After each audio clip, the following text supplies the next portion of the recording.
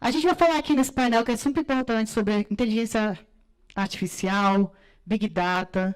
E, Marcelo, todos, prazer recebê-los, tá? Obrigada. Primeiro, muito boa tarde. O filho rebelde, o filho pródigo volta a casa, né? 4 anos depois, né? Todo mundo sabe, quer dizer, todo mundo não, uma boa parte sabe que a gente é velho de guerra, sou da velha escola, né? Tivemos alguns problemas pelo caminho, né? Quase me perdi nas drogas. Foi uma questão severa que afetou profundamente a minha carreira. E o Fred Perillo, como um dos grandes amigos, foi um dos que colocaram a mãozinha e falou, vai embora. Graças a Deus estou limpo há mais de 4 anos. Voltei. E voltei ainda para continuar a ser polêmico, né? Há uns 6 anos atrás, num painel, eu, Sandro Gianelli e Gadelha, né? Todo mundo muito puritano, porque marqueteiro é todo puritano, né? A gente sempre vai pelo politicamente correto.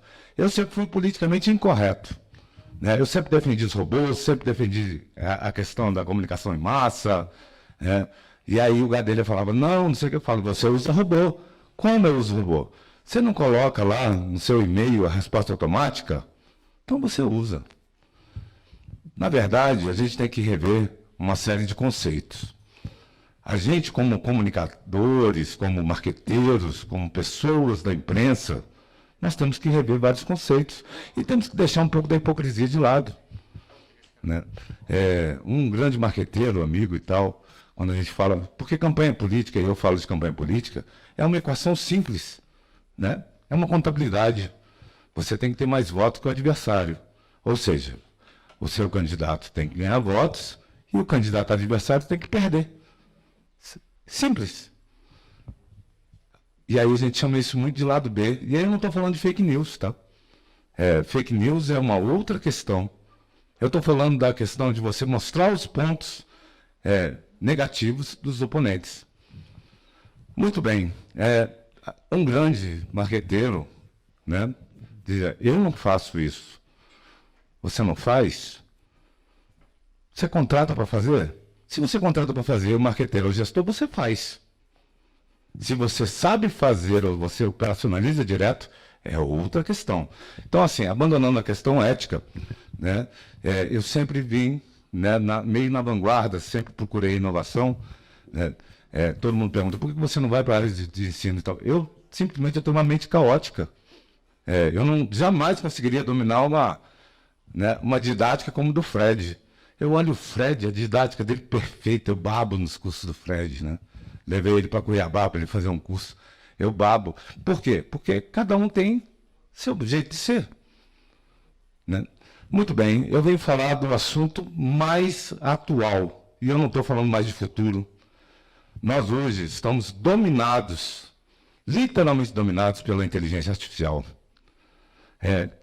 Eu não sei quem costuma ler os blogs de tecnologia, que o Google teve que assassinar a inteligência artificial dele, a Lambda, porque ela simplesmente quase tomou vida própria. Ela chegou a contratar um advogado para defender os interesses dela. Nós estamos num momento, como o Fred diz, disruptivos. A inteligência artificial está presente na nossa vida de maneira profunda, senhores. Nós usamos Waze. Nós começamos a produzir rastros digitais na hora que a gente acorda, a gente pega o nosso smartphone e tudo deixa rastro, né?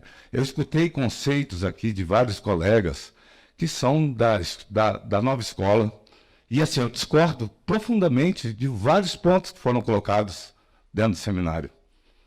A questão dos rastros digitais, por exemplo. A questão de fake news, por exemplo. Hoje, senhores, detectar uma fake news, você não precisa mais de 4 horas da produção dela até o momento, se você tiver a tecnologia correta. Se você consegue detectar em 4 horas, você consegue chegar no marco zero. E se você consegue chegar no marco zero, você consegue inviabilizar a campanha do oponente que está criando a fake news. Amor com amor se paga. Então, é a história de enxugar gelo, é a história dos cartões de crédito. Existe um sistema de segurança mais forte do que o sistema bancário? Entretanto, ainda assim, temos clonagem de cartão. A luta do bem contra o mal, é a polícia correndo atrás do bandido, o bandido descobre uma tecnologia nova, a polícia tem que se modernizar para achar. E aí os cartões, o que os cartões evoluíram nesses últimos 10 anos? Hoje os cartões têm chip. Tem chip por quê? Porque estavam clonando no posto de gasolina o tal do chupacabra. Hoje nós temos uma série de coisas que estão em plena transformação antes, eu estou fazendo essa introdução só porque a gente tem que abrir a cabeça para entender que marketing digital é quase passado. O marketing digital hoje já não é o ponto mais importante. É incrível, né? A gente, no meio de um monte de marketeiro digital, falar isso. Essa é a verdade. O marketing digital é uma metralhadora que sai de cada 1000 balas, você acerta uma de raspão. Com a inteligência artificial, você tem um sniper que acerta no ponto da testa. Você sabe com quem você está falando, você sabe o que você precisa falar, você sabe como direcionar. Senhores, nós somos influenciados pela inteligência artificial todos os dias. Você falou sobre guarda-chuva, precisa levar guarda-chuva, e vem uma propaganda de guarda-chuva para você. A gente está sendo visto, ouvido e acompanhado. E assim, não existe, mas aí tem toda a questão da LGPD, etc. Mas nós estamos falando de metadados. Não se observa o indivíduo como indivíduo. Nós observamos como um conjunto de fatores e de comportamento. Então, vamos lá. Só apresentar minha agência primeiro, rapidinho, um pouco. Nós criamos em Brasília a Socioplay, que foi quando eu conheci o Fred. Isso tem o quê? Uns 10 anos, Fred? Por aí. Estamos velhos, né? Barba branca. A Socioplay acabou se transformando na Comunica 360, que é uma agência que ela tem hoje muito foco em cima da inteligência artificial. Nosso nível de sucesso realmente tem sido bastante extraordinário. Ela faz o sistema de comunicação de ponta a ponta, né? Vamos passar. Nós temos vários cases. A gente prefere fazer coisas pontuais do que grandes coisas, né? Nós temos um mix de produto bastante interessante. Realmente a gente faz a comunicação de ponta a ponta, né? Bom, essa é a nossa equipe, né? Temos uma equipe extremamente heterogênea. Eu gosto muito de trabalhar com gente que não é da área, por exemplo, né? Porque às vezes essa questão da composição torna as coisas mais criativas, dá mais tempero, né? É a comida brasileira, né? É a população brasileira, e a gente tem esse DNA. Muito bem, vamos entrar direto no assunto, então. Senhores, com o que a gente trabalha? Qual é o nosso núcleo de trabalho? Aqui dentro tem gente de comunicação. E o que a gente procura na comunicação? Uns vão falar que é audiência, uns vão falar que é conhecimento, reputação. Senhores, estamos todos enganados. Nós trabalhamos com atenção. O que nós queremos é atenção. Não adianta a pessoa simplesmente ver o seu outdoor no meio da rua e não captar a mensagem. Que nós precisamos de uma mensagem que traga atenção. E aí a pergunta, do que se trata a atenção? Parece óbvio, né? Não é.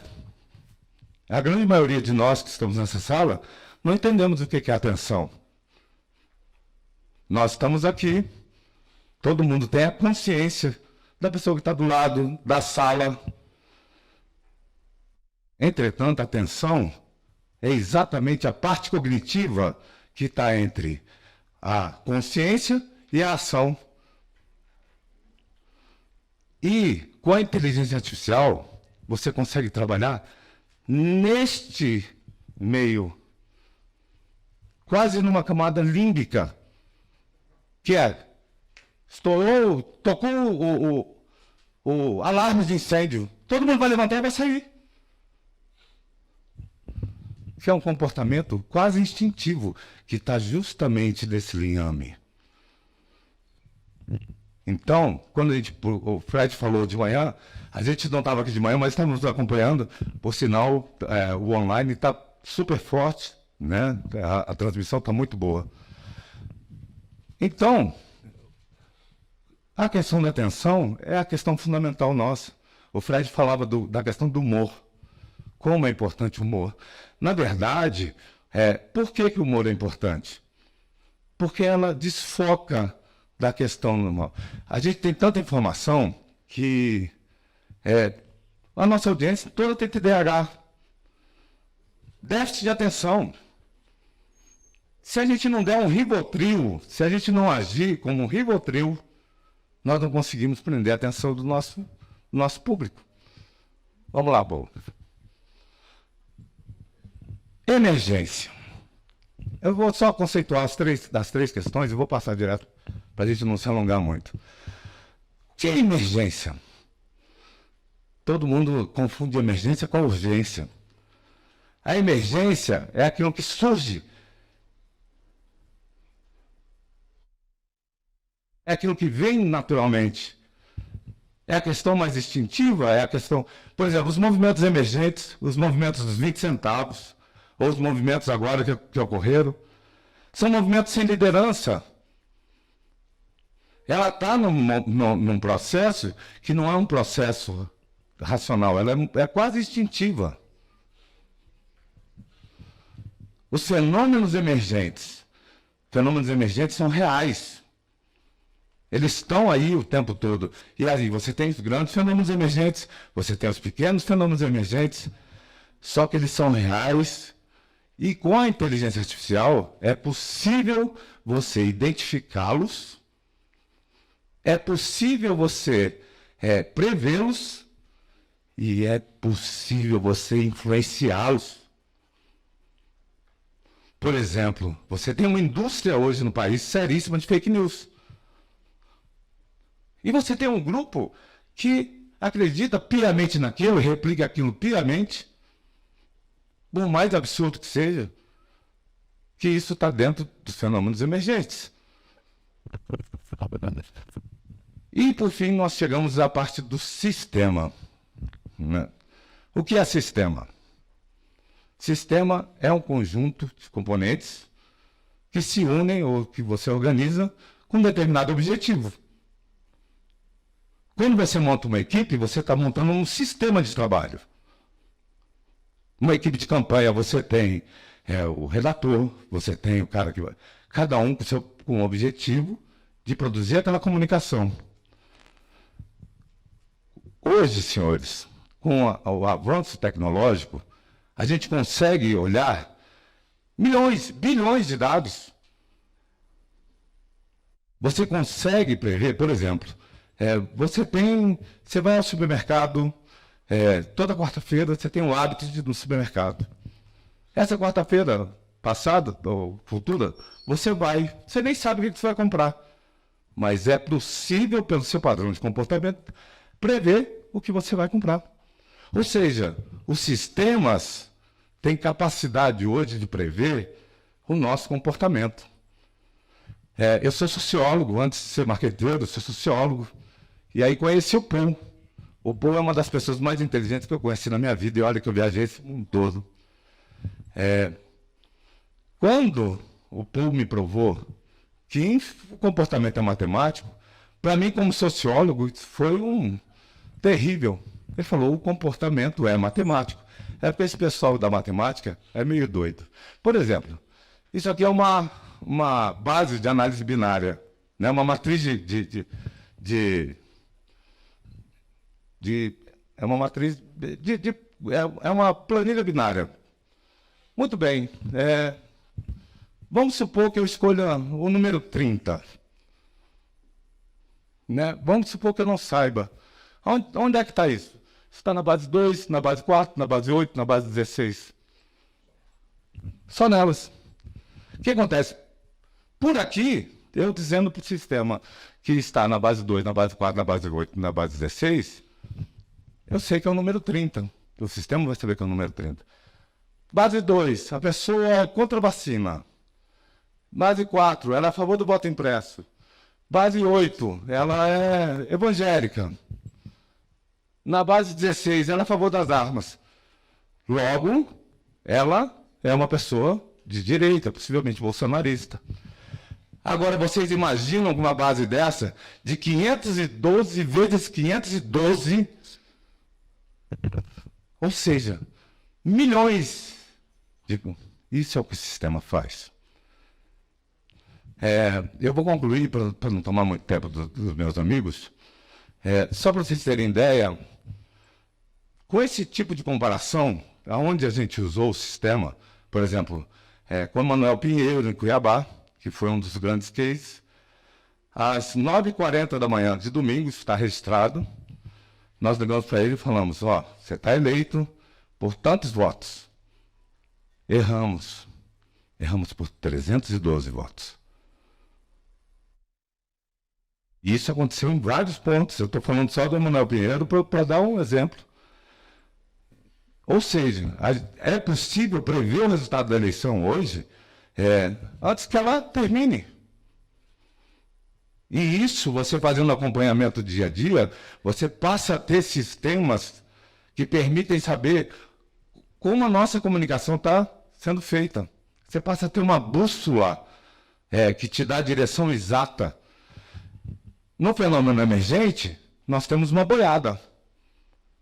Se você sabe exatamente como é que ela está funcionando, você consegue direcionar esse comportamento de massa. Eu vou passar para o Paul, que é uma área mais técnica, mas quero agradecer, Fred, demais a oportunidade. O assunto é um assunto de paixão minha, né? Eu poderia passar horas aqui, e assim, na verdade, o grande desafio de subir aqui foi conseguir falar um pouco em 30 minutos. Muito obrigado.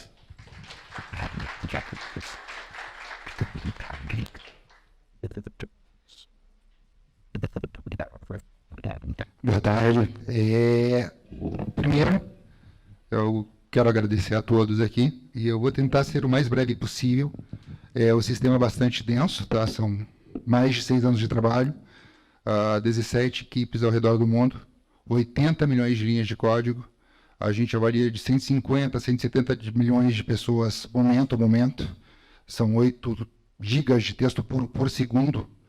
Tá? Para vocês terem noção comparativa, a lista telefônica de São Paulo são 4 mega. A gente avalia 8 GB por segundo de dados de pessoas para cruzar dentro de fatores de escolha, fatores determinantes emergentes. Tá? Isso nos dá uma previsibilidade muito grande dentro de resultado eleitoral e possibilidade de direcionamento de comportamento de manada. Tá? O que é um comportamento emergente? O comportamento emergente é como se fosse um acidente de avião. Um acidente de avião não acontece por um motivo só. São vários motivos que se sobrepõem. A revisão que não foi feita, o piloto que estava bêbado, o pneu que estava careca, eles se sobrepõem e acontece o acidente. Tá? O fenômeno emergente é mais ou menos isso em grupos, em cérebros coletivos. A Chardin chamava de nosfera. Tá? Como que funciona isso? Como que a gente avalia? Como que a gente identifica esses fenômenos emergentes? Eu vou dar um exemplo bem bobo. Tá? E depois eu vou para a parte... Eu vou tentar não ser técnico, tá? Tomando uns puxões de orelha para não ser tão nerd aqui. Em Curitiba, em algumas árvores, em alguns lugares você coloca a mão, que é uma espécie de geleia, uma gelatina. Né? Aquilo não é gelatina, aquilo é uma espécie de fungo que se chama Discordium CT. O Discordium CT é um ser unicelular bastante bom, mas ele consegue se juntar no momento certo para pegar comida e depois ele se separa. Ele não é um fenômeno emergente bottom-up. Você não tem a Discordium alfa, que sobe em cima da pedra e fala Discordiums, univos, vamos pegar comidas. Não, na hora certa eles se juntam e depois eles separam. Né? Cidades, cérebros, colmeias, sistemas políticos são sistemas emergentes. E até então, o nível de complexidade era tanto que a gente não conseguia detectar. Um recente, o Marcelo citou, é o movimento dos 20 centavos. Começou, ninguém sabia por quê. De repente tinha um monte de gente na rua, quebra-quebra, surgiu o movimento Brasil Livre, o Bolsonaro foi eleito, e aquele fenômeno emergente terminou na frente dos quartéis. Hoje a gente consegue detectar com bastante antecedência. Consegue determinar comportamento do individual. Você fala, mas pô, por que vocês fazem aquela identificação de padrão? Para saber quem vai votar no Bolsonaro, quem vai votar no Lula. Para determinar padrões de comportamento de grupo. Tá? Eu vou ser bem breve aqui, tá? Até para simplificar. E deixa uma pergunta. O nosso, como o Marcelo falou, o nosso negócio é simplificar o acesso à informação, a inteligência artificial, é democratizar isso. Tá? O nosso sistema tem sido utilizado em campanhas no interior da Bahia, com pessoas, candidatos a vereador, gerindo sistemas de inteligência artificial extremamente complexos. A gente conseguiu pegar candidatos com 2% ou 3%, em 15 dias você transforma em 16% no direcionamento. Ou seja, as campanhas eleitorais, é lógico, como todos merecendo marketing digital, é uma parte importante do processo, mas você precisa complementar, sim, com inteligência artificial, com sistemas de Big Data, com sistemas de apoio. Pode não ser escopo, mas é necessário que seja complementado. Fechou.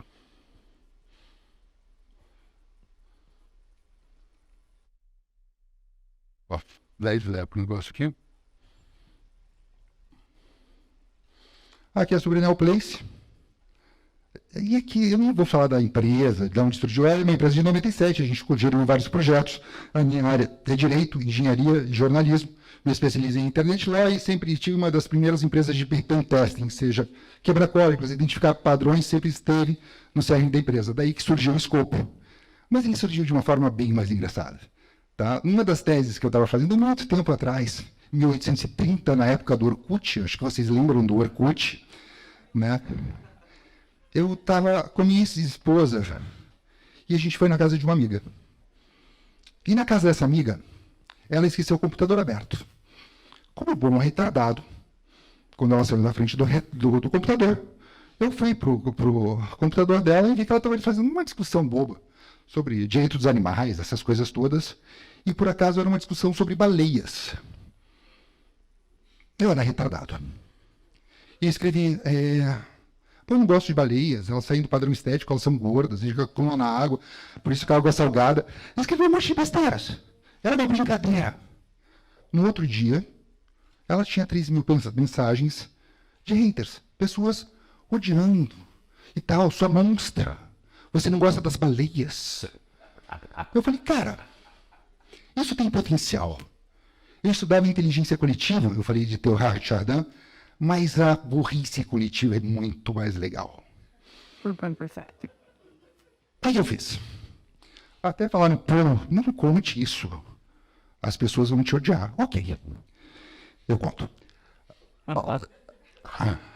Eu criei uma comunidade pior no Orkut. Né? Inviável. É sério, eu criei a Bonsai Kitten, que era gato na garrafa. Gente, na boa. Não tem como colocar um gato numa garrafa. Não tem como. E os mandamentos da comunidade eram colocar ele no alto das suas moradas, deixar-os mirar alegremente, era uma brincadeira. E as pessoas me odiavam com mais raiva. E eu estava escrevendo uma tese. Eu falei, gente, eu vou piorar um pouco. E como eu criei uma outra comunidade. Sexo com periquitos. Amigos, na boa, não tem como fazer sexo com periquitos. E as mensagens eram um nível assim, tipo, eu tenho um caso com meu papagaio, eu posso entrar? Não, papagaios recebem o clique à esquerda, porque eles contam para todo mundo. E as pessoas me odiavam mais ainda.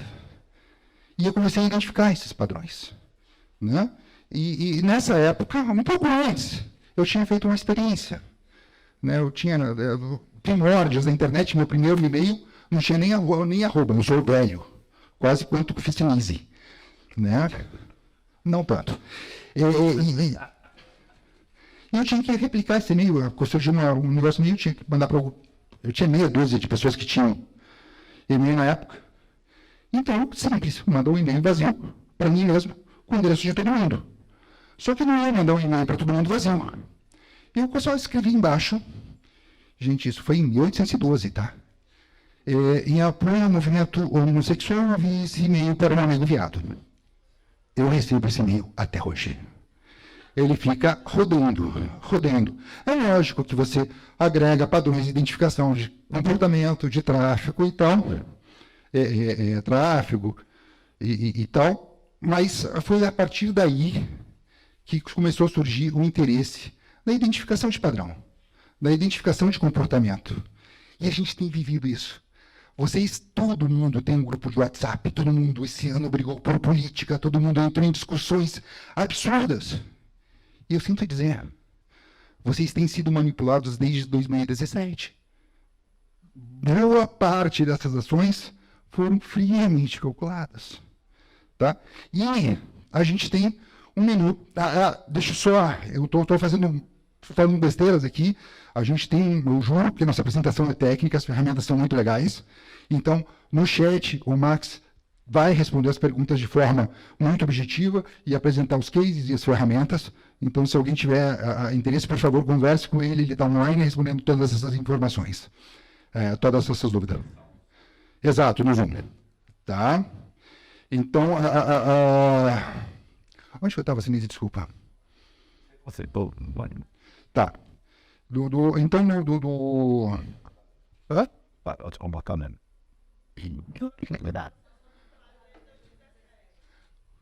Oi? Tá. Tá, desculpa, gente. Sabe que existe e é uma das coisas que a gente estuda, tá? Quando você está tá falando alguma coisa e você tem esse processo, lógico, que vocês mexem com marketing e vocês sabem muito bem disso, mas é bom relembrar, tá? Quando você está no meio de uma frase ou de uma conversa e de repente você tem aquele momento retardado e às vezes é vexatório porque você está na frente de um monte de gente em cima de um palco e você esquece o que você falou, o que aconteceu? Você tem vários processos, você tem vários módulos, a consciência ela é fragmentada, né? Você vai lá para o Donald Hibbs de 1949, você não é uma pessoa só.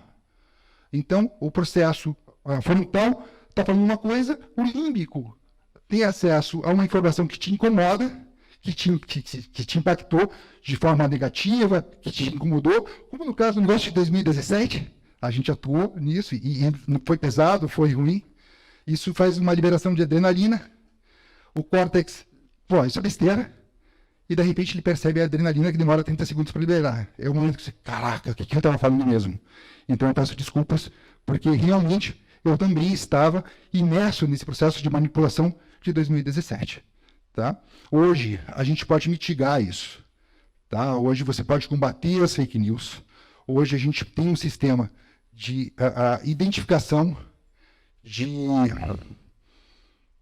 análise e de direcionamento emergente através de inteligência artificial, que é único. A gente detecta desde ironia em redes sociais, a gente vai apresentar, e desculpa dizer isso, em muito pouco tempo, institutos de pesquisa. Hoje a gente faz uma pesquisa com milhões de pessoas, momento, tá? E ele atua. Um último exemplo, eu não quero tomar o tempo de vocês, eu vou dar um exemplo bem prático de como a gente está usando isso no pós-eleição. Tá? Porque quando o candidato venceu uma eleição, ele já está automaticamente em outra. Né? Então, o pós-venda, vamos colocar assim, é tão importante quanto o período eleitoral. Eu vou inventar um exemplo bem bobo aqui, por favor, mas é bem dentro do que a gente faz. Imaginem a Maria da Silva. A Maria da Silva, a gente tem, o sistema tem todos os dados dela, tá? Eu sei que tem alguém perguntando, o LGPD. A gente está em conformidade, depois eu explico como a gente lida com a LGPD. Mas o sistema sabe que a Maria da Silva tem um filho com necessidades especiais. E a gente sabe que a Maria da Silva está numa unidade de pronto atendimento há mais de 1h30. O bot identifica isso. E manda uma mensagem para ela. Maria da Silva, você está legal? Teu filho está bem? Você está precisando de alguma coisa? Você não está sozinha. Nos procure no gabinete. Em nome do político. Ao passo que avisa o político que fez aquele lead. Ele fez um pós-venda, cruzou os dados dentro da necessidade e conseguiu aquele voto para sempre. A única diferença é que a gente tem milhares de bots fazendo isso o tempo todo, simultaneamente. Ok? Eu vou pular o resto da apresentação, que é tudo muito técnica, tá? Depois a gente pode passar o material, mas eu queria só passar o conceito para vocês. Obrigado e passo por aí. Boa tarde. Obrigado, Fred, a todos. Primeiro, quero agradecer de estar aqui, né? Perdi minha festa de Iemanjá, que eu estava em Salvador. Mas para compartilhar o axé com vocês e compartilhar do conhecimento de todos, né? Acho que isso é o mais importante. Deixei minha festa, adorar minha mãe, a todos, né? Independente da religião de qualquer um. Mas quero trazer para vocês aqui a importância do meu marketing político, da agência, com a ferramenta Escopo. Eu trabalho de uma maneira, acredito que muitos parecidos, porém eu preciso de todas as informações do meu cliente. Tivemos algumas campanhas agora em 2022, o exemplo do estado de São Paulo, que é um país. Então, além de ter sido atacado diariamente em torno de 800 a 700 bots diários, nós identificávamos e transformávamos isso não em guerra. Não adianta eu brigar com um bot. Então, você brigar com um bot, você simplesmente vai trazer um problema para você. Então, hoje, a nossa plataforma, que acho que é o intuito aqui, é compartilhar com vocês esse conhecimento. Todo mundo tem a sua agência, eu sou uma agência, não sou o sistema. Conheço o PUL há muito tempo, então trago para nós esse diferencial, que foi o que aconteceu com nós, não só em São Paulo, como em Roraima, também sofremos muitos ataques. Então, o importante dessa ferramenta é que nós possamos levar a vocês o quê? O diferencial. Vamos trabalhar esse Neurobots, que é o que nós trabalhamos muito dentro da plataforma o ano passado, trazendo... Pode mudar. Trazendo para os nossos clientes identificação. Nós tivemos um problema muito forte. Vou trazer o case de São Paulo, que era na faixa etária de 16 a 24 anos, classe C, D e E. Nós identificamos esse problema ao nosso cliente e instantâneo, movimentação direto com a equipe, ao candidato e todo o seu staff. Temos que mudar. Infelizmente, muitas vezes eles não querem acreditar. E aí começou a afogar, e o nosso sistema identificando. Precisamos da classe C, D e E. Até que, nesse período da campanha, contratamos uma jornalista para que ela pudesse trabalhar para nós a classe C, D e E, periferia de São Paulo. Mulheres negras e periféricas. Porque, infelizmente, não tínhamos isso numa campanha em São Paulo. E quando eu falei isso, tá maluco, paz? Eu brigava o dia inteiro, né? Até o povo falava que está na base de Rivotril. Não, eu quero ganhar. Mas, infelizmente, mudou. Eram ataques constantes, porém, precisamos mudar esse conceito. Era uma campanha com uma equipe completamente de brancos. Como que eu posso falar de uma classe C, D e E ser um periférico? Ser uma negra? Ser uma mulher? Então, isso o sistema me identificou. Então, esse era o meu diferencial. Então, eu falo, como que eu posso falar LGBTQIA+, se nós não temos uma pessoa dentro da equipe? Mas você está maluco, você só quer despesa, custos. Não é isso. Isso é comunicação. E aí você é chato do planejamento. Aí você é obrigado a chegar no candidato e falar, você quer perder? Você é branco? Você entende o que de periferia? Ou você vai passar na periferia de São Paulo, você não conhece, eu vou para Capão Redondo. Eu conheço Capão Redondo pelo Google? Não. Você conversou com o ex-presidiário? Mas isso vai me dar problema. Então, o sistema nos identificou isso. Pô, se você puder colocar na plataforma, eu acho que isso é importante. Então, o sistema, ele acaba identificando. Eu sempre trouxe para o meu planejamento e para os nossos clientes esse diferencial da plataforma. Essa distribuição de grupos, para nós, ele me dá o fator decisório. Quando eu chego para o meu cliente, para a nossa reunião, que é semanal, no caso de São Paulo era todo dia, então nós temos que falar dentro da casa de faixa etária sobre emprego, saúde, educação, transporte, transparência e renda. E aqui nós tínhamos a parte das redes sociais de maior impacto. Então, aí você começa a dividir por faixa etária. Pô, pode mudar, por favor? A nossa parte do GEL, as localizações, pode mudar, pô? As redes sociais, nós temos muitas plataformas de redes sociais. Tem Zing, tem várias, somos todos colegas. Porém, cada um dentro da sua inteligência. A nossa inteligência que eu agreguei ao meu escritório, à minha agência, foi inteligência artificial para que eu possa identificar e conhecer quem é o Pedro. Pedro mora no Rio de Janeiro. Mas o que o Pedro faz? O que o Pedro gosta?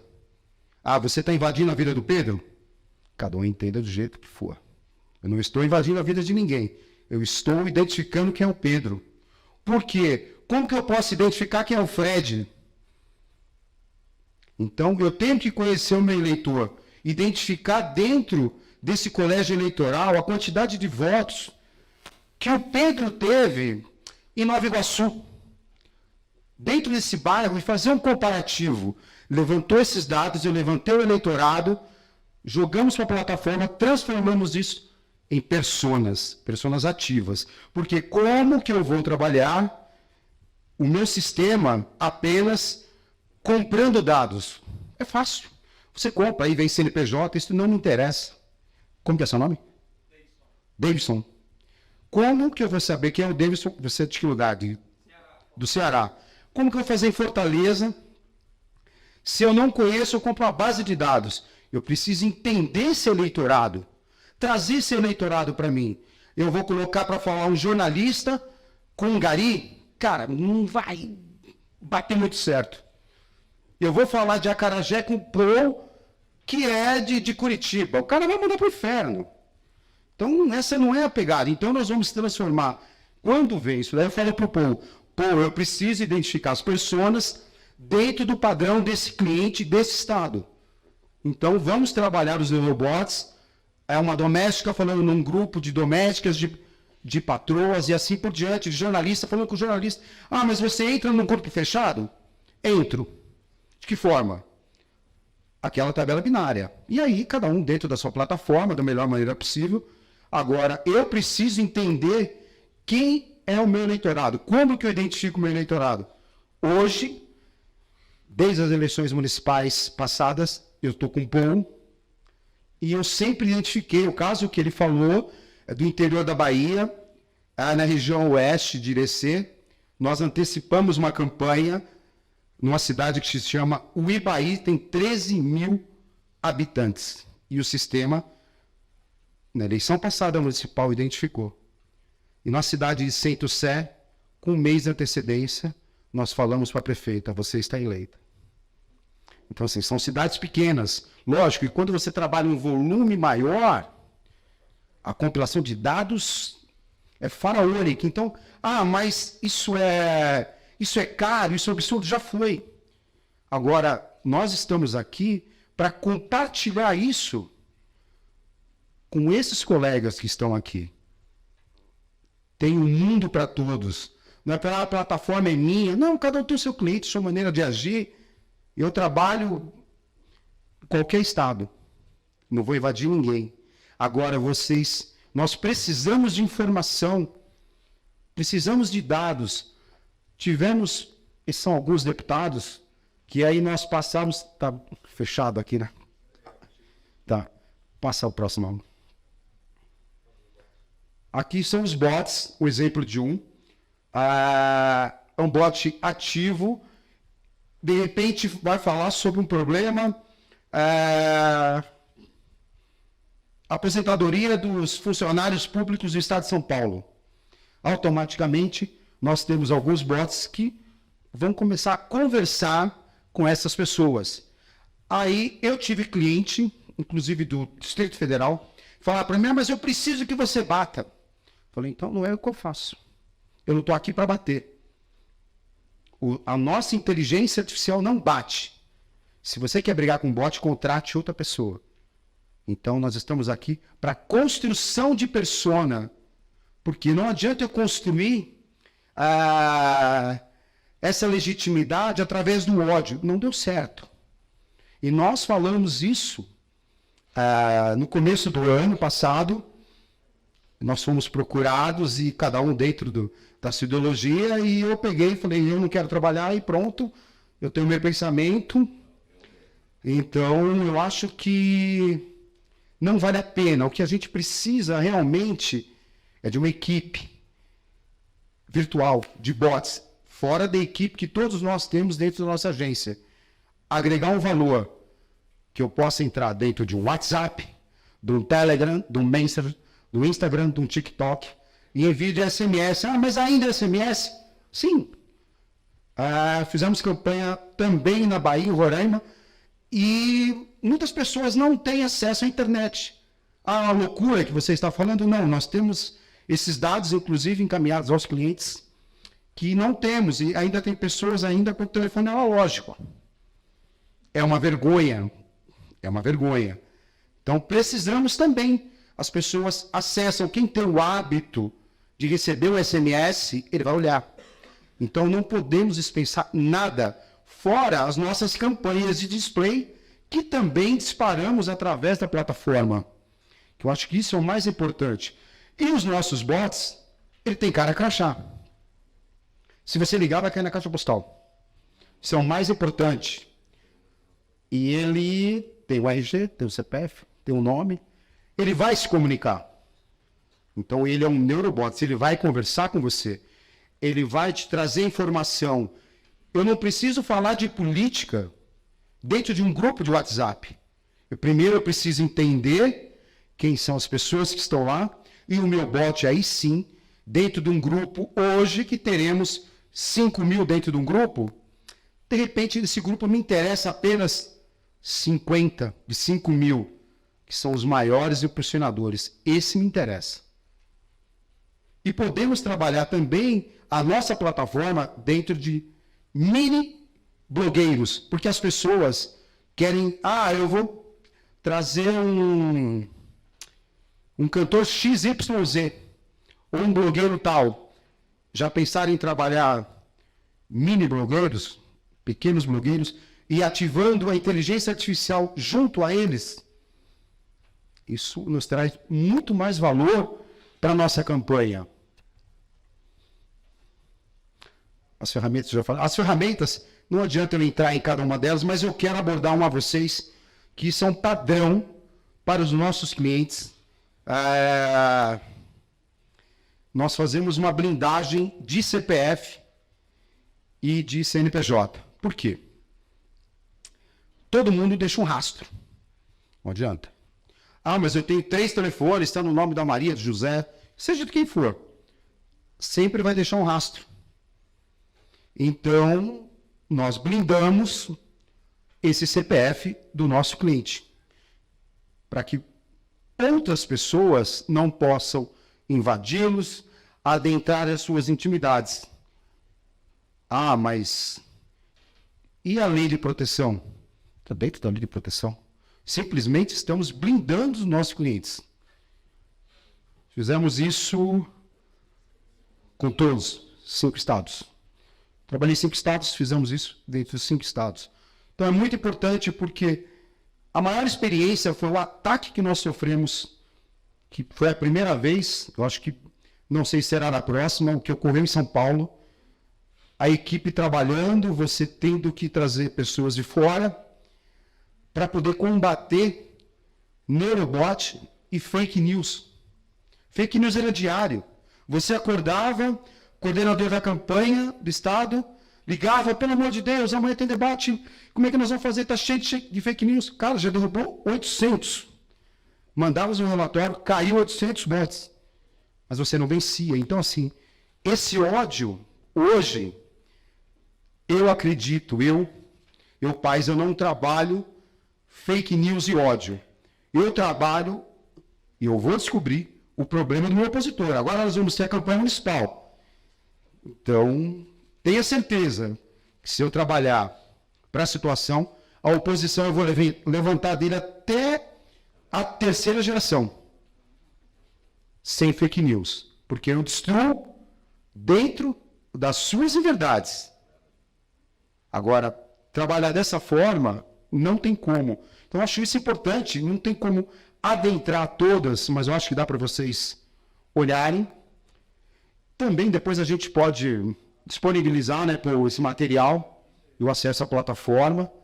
Eu sei que tem outra galera aí em cima, mas acho que o mais importante foi trazer para vocês que eu trabalho o marketing político desta forma.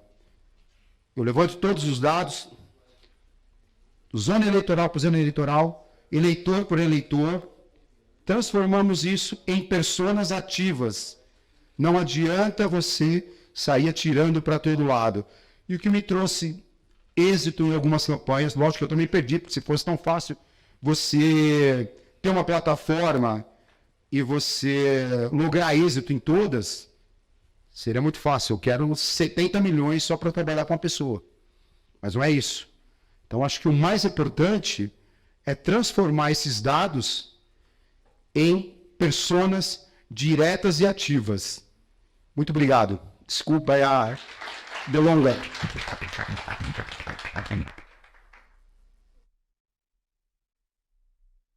A minha conta que tem. Parece que tem muita pergunta, Fred. Vamos. Posso? Vamos. Bom, assim, só informar para o pessoal que está acompanhando online pela internet, a gente está aí com o MacGyver, que está respondendo, está marcando a apresentação, né, os que estão online. Para nós vamos ficar aqui no seminário hoje e amanhã, e estamos à disposição, mas vamos lá. Pergunta. Boa tarde, meu nome é Carla, sou de Rondônia e queria enaltecer o trabalho de vocês. Acho que a participação de vocês enriqueceu muito o seminário, né? O que o Paul falou, eu entendi perfeitamente. Estou fazendo um MBA de inovação e liderança na gestão 4.0 na PUC. Tenho um pouco já de familiaridade com o tema, né? Acredito que isso é muito importante, principalmente para associar ao nosso trabalho na política. É claro que tudo que acontece no mundo político está acontecendo muita inovação e está sendo implantado somente agora, né? A gente está correndo para aprender marketing digital e a inteligência já está lá na frente. É coisas que a gente vai ter que correr para se adaptar também, né? Mas a pergunta que eu queria fazer, além de agradecer vocês, né, por essa excelente apresentação, esse trabalho, ele é acessível para uma vereança, para contratação, para um candidato a deputado estadual, porque é de um valor bem grande, né?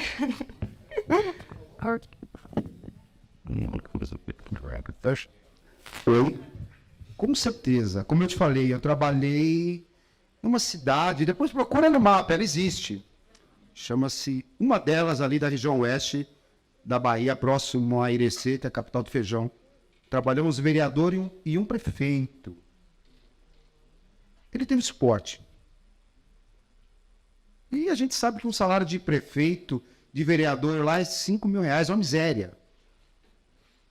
Então, existe a possibilidade, uma campanha de deputado estadual também existe, lógico, dentro dos padrões, dentro de uma realidade, porque é um planejamento. Acho que o mais importante é esse planejamento para que você não se desfaça de recurso por todo lado.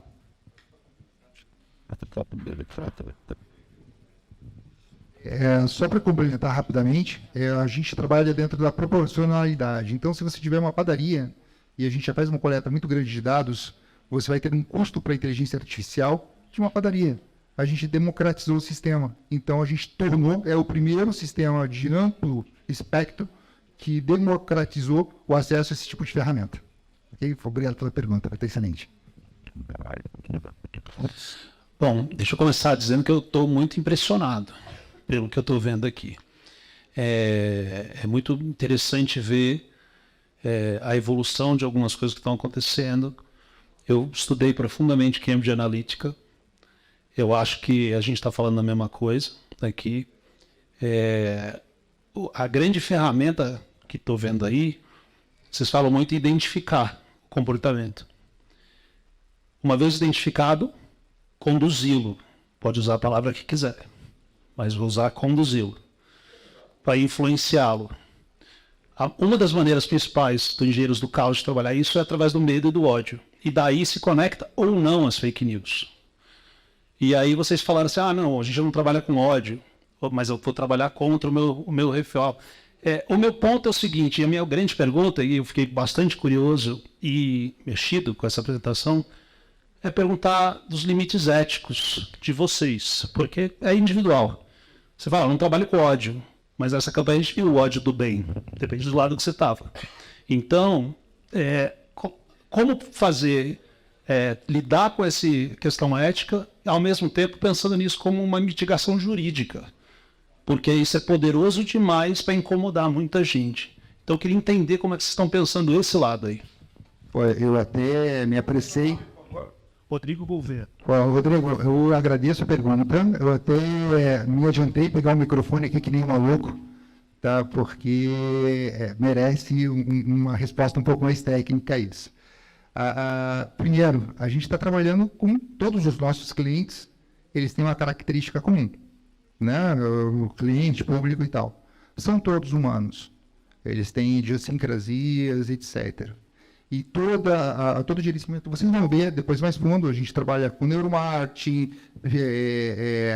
psicologia comportamental e tal. É lógico que a gente atua dentro da pirâmide de Maslow, né? Se às vezes eu preciso ir para a camada mais baixa, se eu preciso, e a gente trabalha muito, vou te dizer que o mais barato dentro da ferramenta é trabalhar dentro de acesso límbico. Quando eu trabalho dentro da camada mais baixa, gerando ódio, amor e tal, é muito mais fácil. Eu não sou o primeiro. Quando você vê um comercial de cerveja, com aquela mulher assim, nua, tomando no sol, está trabalhando para o límbico. O ódio é uma parte do límbico. Né? O Bolsonaro, o Lula, eles trabalham muito isso. As campanhas trabalham no límbico. Não tem como a gente fugir disso. A gente faz a identificação e estímulo límbico. O estímulo pode estar na raiva, sim. Pode estar na indignação, sim. Você tem que dominar esses fatores e direcionar.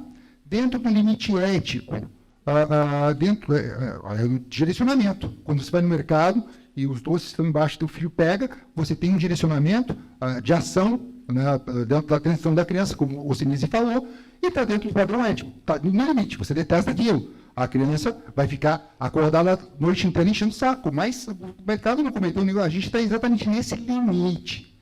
Agora, dentro da individualização, e essa pergunta vai surgir, eu vou me jantar aqui. Eu estou escutando vários. E a LGPD? E a LGPD? O que acontece dentro da LGPD? A gente está dentro da LGPD. Quando o Marcelo mostrou a matriz eletrônica binária e outros, ele estava mostrando segmentação por proximidade. A gente está usando distância euclidiana. Eu não identifiquei a Maria da Silva. Eu identifiquei o dispositivo. O Rodrigo falou, isso a gente trabalha, tá? É uma das poucas empresas que faz isso, eu confesso. O Rodrigo falou que quer viajar para a Bahia, nas férias, na casa da mãe dele. Quando ele chegou em casa e acessou o computador, ele recebeu uma propaganda de carro dentro da Bahia. Cara, o que está acontecendo?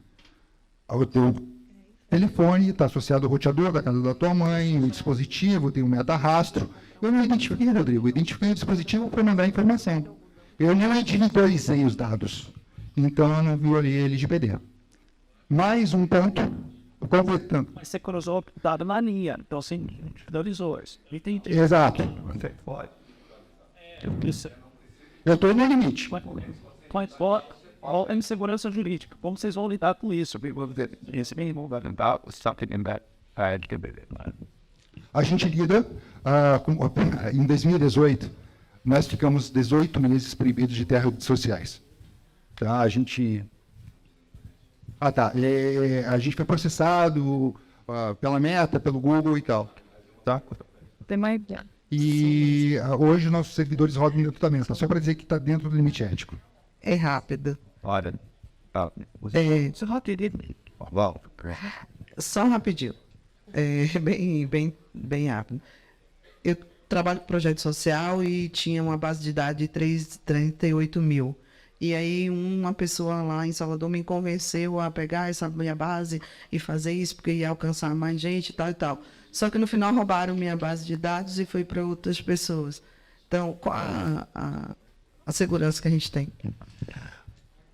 No caso da empresa, você tem a segurança contratual. Hoje não existe segurança digital, gente. Na verdade, eu ouso dizer que nunca existiu, né? A gente é monitorado o tempo todo. Se os neurobots conseguem categorizar grupos de pessoas, você tem nome, telefone, endereço, CPF. Então, assim, base de dados hoje, quando você fala de Big Data, é uma coisa muito subjetiva, né? Hoje de verdade, o marketing digital está passando quase para o passado. Nós estamos nesse momento disruptivo. Eu só quero concluir, Fred, primeiro agradecendo.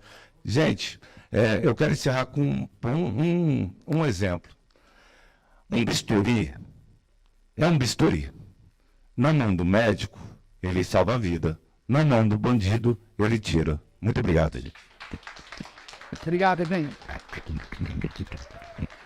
Muito bom. Reconhecimento, acho que o pessoal gostou. Marcelo, meu irmão, parabéns, obrigado. Paz.